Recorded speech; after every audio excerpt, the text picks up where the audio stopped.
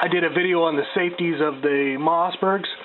Now this one here is an older Mossberg 500, and if you watch my video of the shooting the cans, the can-do attitude, I was shooting the cans with this shotgun, and I loaded 2 in the mag, 1 in the pipe, fired the first one, shucked the shell, no problem, went to fire the second round, nothing happened. I looked down and there's a little screw right there. It loosened off and the safety slid on a bit and it wouldn't fire, pretty much locked the gun up. So I just kind of tightened it with my thumb so I didn't have to go shut the camera off, and that's why that part of the video is kind of chopped up. So on these older ones, the newer ones, all I did was just took out that screw, Loctited it, put the screw down, no problem. Just gotta watch that little ball. There's a ball into these older ones too, but the thing with these older ones is you gotta pull them all apart because there is a metal piece that screw holds onto, and what you gotta do is get that, hold it up under that where the screw goes, Loctite it, and then put the screw in, holding that little metal piece in place. So that's just little tip for you there. I know some people, I've seen videos about these and they say, you know, I don't need the safety, my safety's, you know, right here. Yeah, well, that's fine and dandy, but you know, when the zombie apocalypse does come, you're shooting one of these, you get your first shot off, now you're surrounded, you go for the second shot and nothing happens. Well, if that does happen, you know, don't come crying to me, because I'll be certain that my safety is positively off. Alright, so now what this video is actually about, you're looking at the butt end of 2 12-gauge shotguns. You have an Ithaca Model 37 and a Mossberg Model 500.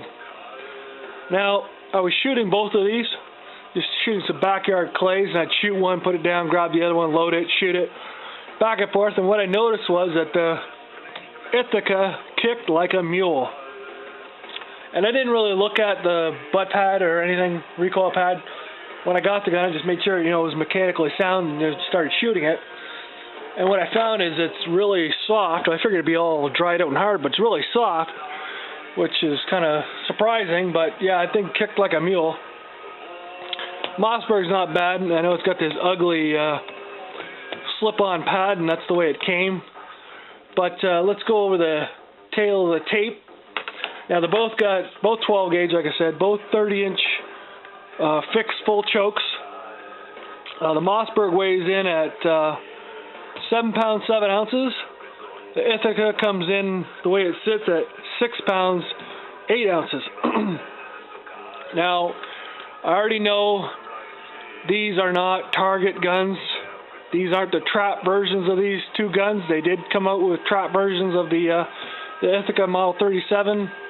It came out in the late 30s and ran till the mid 50s, and the trap version of the Mossberg 500, which came out, I'm not sure when it came out, but it was discontinued in the mid 80s. I've never actually seen one, I've just seen the pictures. It's pretty cool looking with the high rib on them, but anyways, yeah, these are field guns, hunting guns. They're made to be carried a lot and shot a little.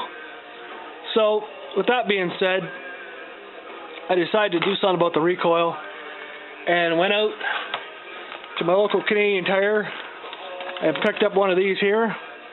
Paid like $7.99, $8.99, something like that for it. It's really ugly slip-on cover, and the recoil was fine after that.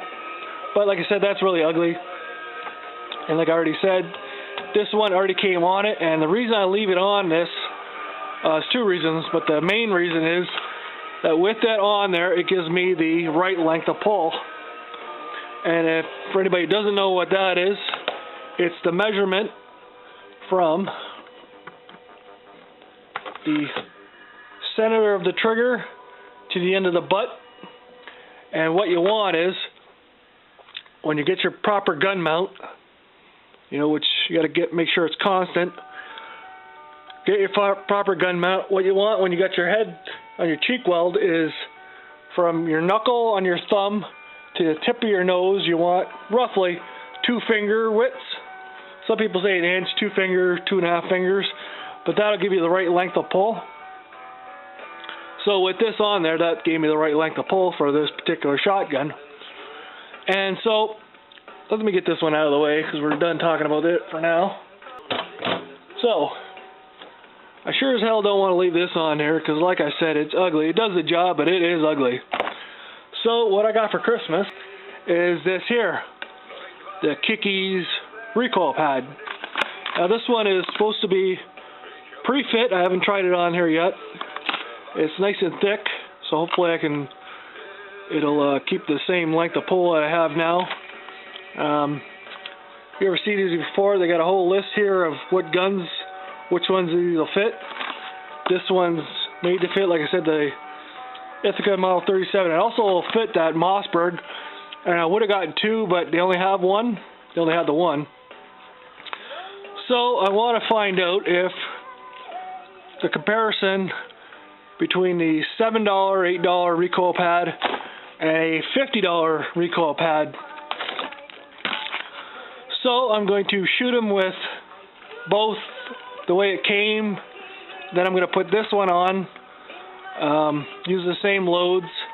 We'll go to the back there and try it out, and I'll give you my opinion on the Kickies recoil pad.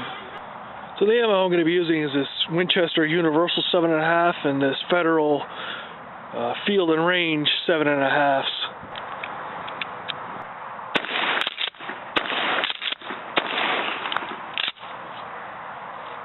I'm going to try 3 rounds with the slip-on cover on.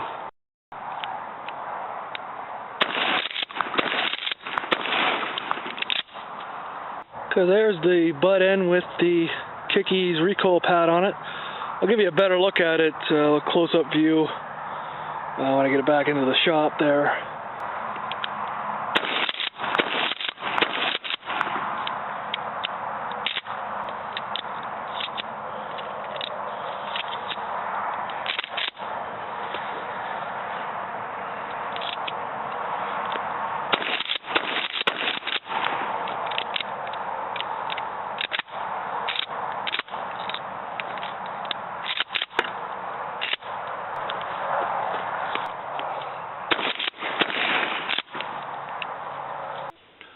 Okay, so final thoughts on the Kickies recoil pad. Is it worth the $50? My shoulder says it's worth every penny of it. Now, after those few shots I got on camera, I did some backyard clays doubles, which looks something like this.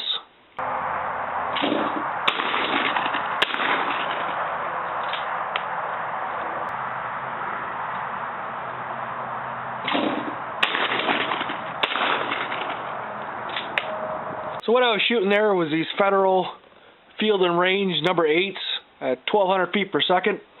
And I only had 2 boxes of them, so that's all I shot, but I could have shot as many more as I could get my hands on.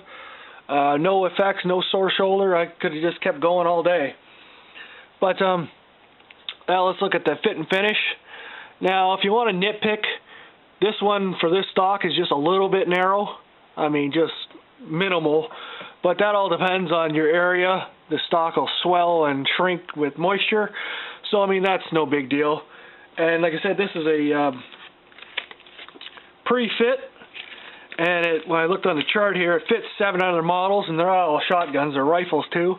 So, I mean, for that, it fits great. I mean, it is a bit long, but all you do is, they call it grind to fit. What else you do is you take it to a stationary belt sander.